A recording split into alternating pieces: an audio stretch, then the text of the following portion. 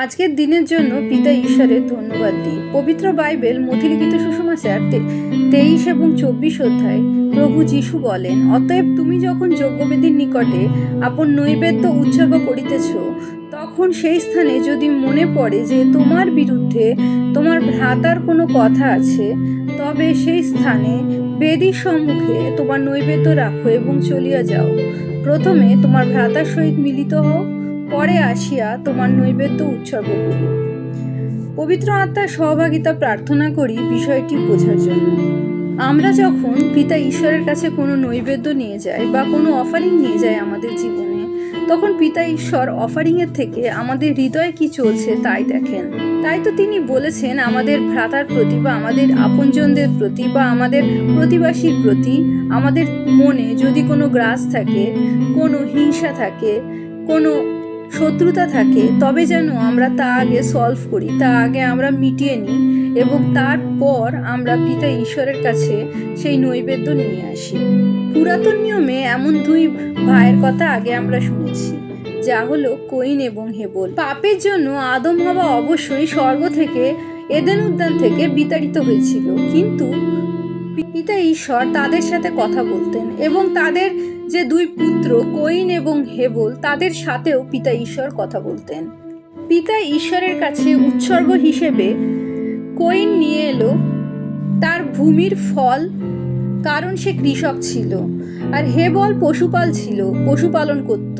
সে নিয়ে এসেছিল প্রথমজাত একটি পশু। আপাতভাবে মনে হতে পারে কইন এবং হেবল দুজনই তার পরিশ্রমের ফসল নিয়ে এসেছিল। তবে পিতা ঈশ্বর কেন হেবলের উপহার গ্রাহ্য করলো এবং কইনের উপহার গ্রাহ্য করলো না?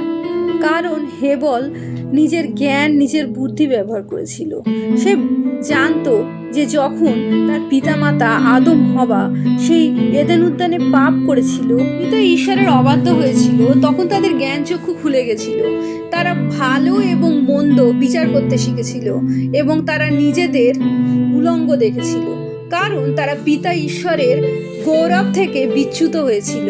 আর সেই উলঙ্গতা ঢাকতে পিতা ঈশ্বর এক পশু বলি দিয়েছিলেন এবং তার চামড়া দিয়ে তাদের পোশাক বানিয়ে দিয়েছিলেন। আদম হবার পাপের মূল্য দিতে হলো এক পশুকে। পৃথিবীতে কোনো পাপই রক্তের মূল্য ছাড়া ক্ষমা হয় না।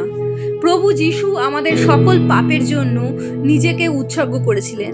তার পবিত্র রক্তে ধৌত হয়েই আমরা পাপ মুক্ত হতে পারি, পিতা ঈশ্বরের সন্তান হয়ে উঠতে পারি। আবার আমরা দেখি, যখন কইনের উপহার ঈশ্বর গ্রাহ্য করলেন না, তখন কইন অতিরিক্ত রাগ করলো, ক্রুদ্ধ হলো আর মুখ বিষণ্ণ করলো। পরবর্তীকালে দেখি সে রাগের চোটে তার ভাই হেবলকে খুন করলো এবং দ্বিতীয়বার মানুষ পাপ করলো।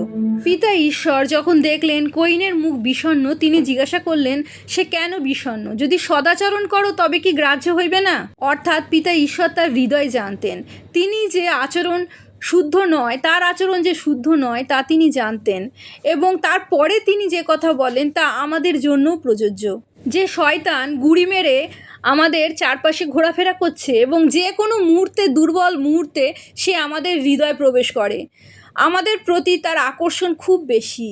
সে চায় যে কোনোভাবে আমাদের প্রলোভনেও পাপে ফেলতে, কিন্তু আমাদের তার উপর কর্তৃত্ব করতে হবে। যেমন পিতা ঈশ্বর বলেন, যদি সদাচরণ না করো তবে পাপ দ্বারে গুড়ি মারিয়া রহিয়াছে, তোমার প্রতি তাহার বাসনা থাকিবে এবং তুমি তাহার ওপর কর্তৃত্ব করিবে।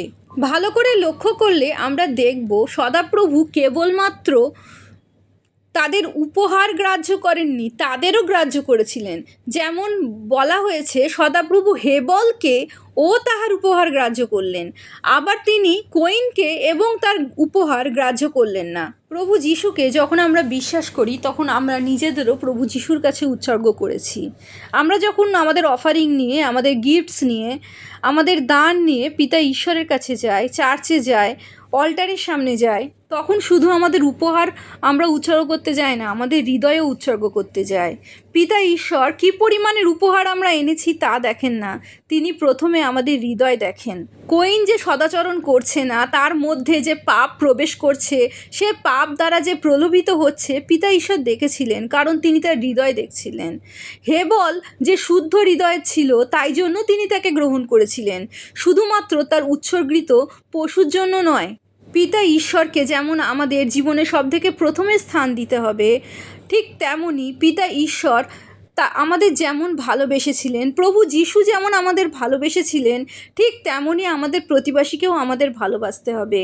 এই হলো প্রভু যিশুর প্রধান আজ্ঞা, যা তিনি আমাদের দিয়ে গেছেন। যখন আমরা এই আজ্ঞাটি পালন না করছি, তখন আমাদের হৃদয় পিতা ঈশ্বরের পছন্দ হবেন না, তিনি গ্রাহ্য করবেন না। আমাদের উৎসর্গও নয়, আমাদের হৃদয়ও নয়, আর সেই হৃদয় দখল করে থাকবে পাপাত্মা। প্রভু যিশুকে বিশ্বাস করা এবং তার পথে চলা, পবিত্র আত্মার সহভাগিতায় চলার কথার অর্থ হলো প্রভু যিশুর আজ্ঞাগুলি যেন আমরা আমাদের জীবনে পালন করি, এবং তা বড়ই সহজ। বাইবেলের বাক্যে থাকলে এবং পবিত্র আত্মার সহভাগিতায় থাকলে, তার অনুপ্রেরণায় আমরা অতি সহজে পবিত্র আত্মার বাধ্য হয়ে প্রভু যিশুর আজ্ঞা আমাদের জীবনে পালন করতে পারি এবং পিতা ঈশ্বরের সন্তান হয়ে উঠতে পারি, প্রিয় হয়ে উঠতে পারি। প্রভু যিশু জয় হোক।